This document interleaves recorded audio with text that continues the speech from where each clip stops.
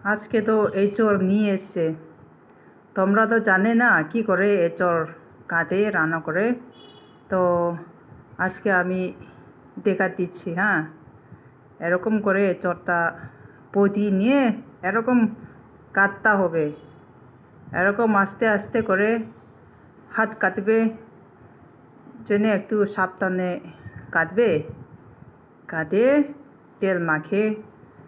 আঠা আঠাটা মুছি নেবে তারপরে এরকম কাটে নিলে হাঁসটা চালাবে আমার হাজবেন্ডকে বলছে আমি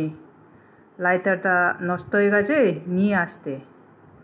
ও এতগুলো লম্বা লাইটার নিয়ে এসছে তো চালাতে খুব অসুবিধা হচ্ছে এখনো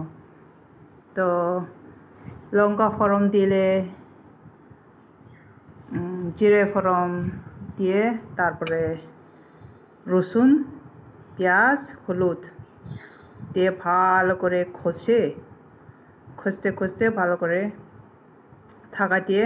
রাখলে তাড়াতাড়ি সেদ্ধ হয় ভাজা হয় তো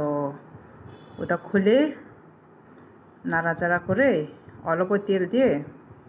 এখন তো গরম এসে গেছে না জিঞ্জার পাউডার দিয়েছে গরম এসে গেছে হালকা করে রান্না করে খাবে তারপরে একটু তুতে সর জমিয়ে রেখে দিয়েছে ওটা একটু দিলে তারপরে আগে থেকে সিদ্ধ করে রেখে দিয়েছে আমাদের বাড়িতে আলু ছাড়া চলে না আলু দিয়ে সিদ্ধ করে রেখে দিয়ে ওটা জলটা দিয়েছি ওটা জলটা দিয়ে ভালো করে ঢাকা দিয়ে মাখা করে হয়ে গেলে তারপরে একটু গরম মশলা দিয়ে নামিয়ে দিয়ে তারপরে গরম সার্ভ করি